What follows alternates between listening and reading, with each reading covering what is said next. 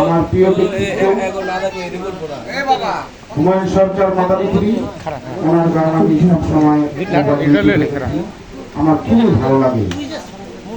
আমি সুনামের সাথে আমি তার গান খুব ভক্তি সহকারে দেখি, আমার ভালো লাগে।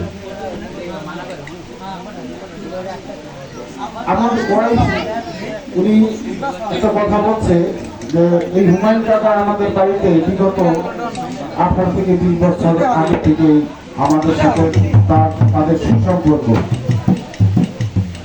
আমাদের বাড়িতে অনেক গান গাইছে, আমরা তার অন্ধভক্ত। আমিও গর্বের সাথে গর্বিত যে এই হুমায়ুন সরকার মাদারীপুরি সাহেবপুরের কৃতি সন্তান ও সুনামধন্য শিল্পী, তার শিষ্য আমার এই ভগ্নিপতি জয়ের ব্যাপারী। আমার বোনেরা এই হুমায়ুন সরকার মাদারীপুরের যে শিষ্য, সে হাতে ধরে যে এত সুন্দর গান আমার ভগ্নিপতি জয়ের ব্যাপারীকে শিখেছে, আমি একেবারে অকল্পনীয়, আমার প্রশংসনীয় যে এত সুন্দর গান আমার ভগ্নিপতি গাইতে পারে। এবং তার সমস্ত কৃতজ্ঞ হইল এই হুমায়ুন সরকার মাদারীপুরি, তাকে কৃতজ্ঞ, ধন্যবাদ।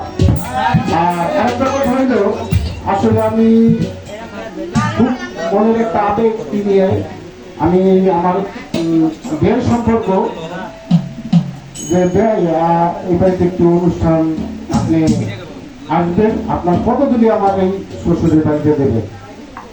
আজকে আমার মনের আশা পূরণ হয়েছে, কিন্তু আসলে কি আবহাওয়ার কারণে আজকে সেই মনের আশাটা তেমন পূরণ হইতে পারে নাই। কিন্তু আরেকটা কথা আমি আপনাদের সাথে বলি যে এই আশাটা আমি পূরণ করব আগামী দিনে।